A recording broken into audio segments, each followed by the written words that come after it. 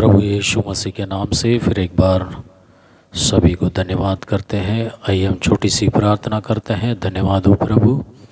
प्रभु यीशु मसीह ने दिया हुआ दृष्टांतों से पिता परमेश्वर कई सारे आत्मिक विषय को तो हमें समझाइए, सुनने वाले को आशीषित कीजिए। यीशु के नाम से मांगते हैं पिता, आमीन। प्रिय प्रभु के लोगों, प्रभु यीशु मसीह का वचन इस प्रकार कहता है कि मत्ती का रचित सुसमाचार उसका प्रिय प्रभु के लोगों 13वां अध्याय 3 से लेकर 9 और 18 से लेकर 23 वचन तक परमेश्वर ने प्रश्न और जवाब यानी कि जो दृष्टांत को प्रभु ने बताया है उसका आंसर भी दिया गया है कर हम देखते हैं। मेरे प्रिय प्रभु के लोगों, दृष्टांतों में यीशु मसीह ने कहा जो दृष्टांत वो दृष्टांत ये है कि मेरे प्रिय परमेश्वर के लोगों, सारा दृष्टांत इस पर आधारित होता है। ये पहला दृष्टांत है जो वर्णन करने का लायक है कर हम देखते हैं।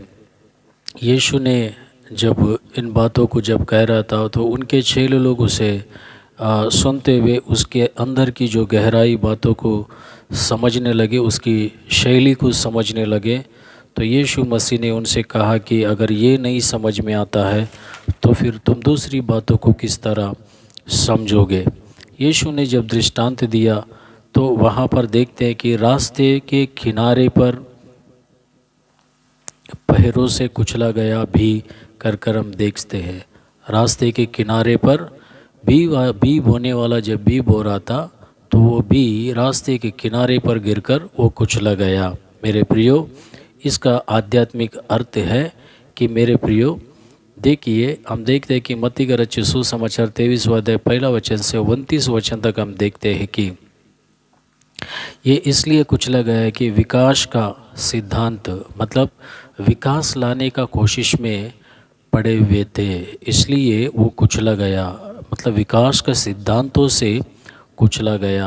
दूसरी बात हम देखते हैं कि मानवता का मानववाद जिसे कहते हैं कि मानववाद से कुचला गया है, ये दूसरी बात। तीसरी बात हम देखते हैं कि परंपरा रिवाजों के वजह से ये रास्ते के किनारे पर जो भी है कुचला गया कर हम देखते हैं। परंपरा ज़्यादा उपयोग करते हैं लोग। तीसरी बात हमने देखा है कि चौथी बात हम देखते हैं कि नैतिका कर हम देखते हैं कि ट्विस्टेड मॉरलिटी कर हमने देखा है इंग्लिश में। मेरे प्रियो, इसके वजह से कुचला गया। और पांचवा शब्द हम देखते हैं कि नारीवाद।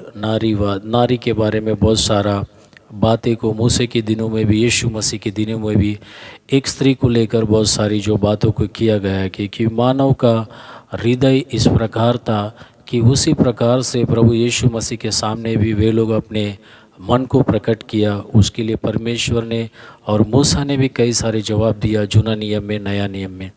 मेरे प्रिय प्रभु के लोगों, ये रास्ते के किनारे पर जो कुचला गया हुआ जो लोग कौन है बोलेगा तो बाइबल के अनुसार सदस्सी फरसी लोग कर हम देखते हैं।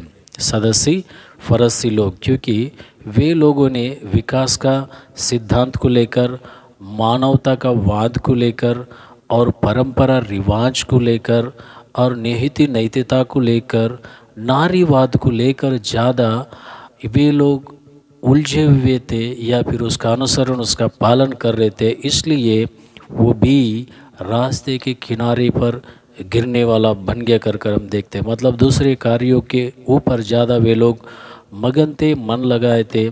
परमेश्वर के वचन को वे लोगों ने अंगीकार नहीं किया, क्योंकि वे लोग ने परमेश्वर का सामर्थ्य वचन को अंगीकार नहीं करते हुए वे लोग अपने मन को कठिन कर लिया। इसलिए इनके अंदर जो वचन है गहराई से नहीं गया। गहराई से नहीं जाने के कारण तो पक्षी आकर इस बी को उठाकर लेकर गया। पक्षी जो शैतान को दर्शाता है, मेरे प्रियो, ये पक्षी शैतान जो है आकर उस बी को उठा कर लेकर गया। इसके लिए इनके अंदर कोई प्रकार का वचन नहीं रहता है। ऐसे कई सारे लोग रहते हैं कि सदस्य फरीसियों के समान ये जो विकास का सिद्धांत, मानवता का वाद, परंपरा रिवाज, नैतिकता को, नारीवाद को लेकर ज़्यादा उसके पर मन लगाकर रहते हैं, कलीसिया के अंदर भी आते हैं। ऐसे लोगों के अंदर वचन गहराई से नहीं होता है, वो वचन ऊपर ऊपरी रहता, पैरों से कुचला जाता है।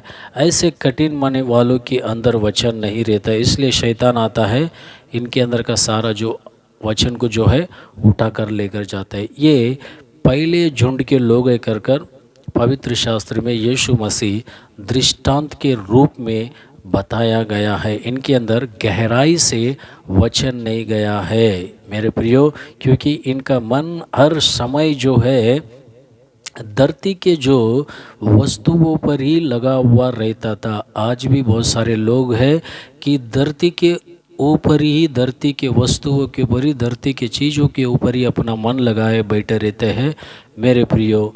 तो ये कठिन हृदय वालों के बारे में यीशु मसीह ने उदाहरण दिया। आज तुम में और या फिर मुझ में या फिर और कोई विश्वासी कि ऐसे सदस्य फरीसियों के कठिन जैसे आत्मा के अनुसरण कर रहे हैं तो उसे छोड़ दीजिए। परमेश्वर का वचन को ज़्यादातर करके गहराई से अंदर से जाकर बसने के लिए दीजिए। ये नया साल के अंदर ज़्यादातर करके मेरे प्रियो आप लोग इस वचन को या फिर और जो पासवान लोग देते हैं फ़र्क कर, अच्छे से जांच कर, ग्रहण कर उस वचन को अपने हृदय में लेने के लिए आप लोग तैयार रहिए। प्रभु इन वचनों के माध्यम से आप सभी को आशीषित करें।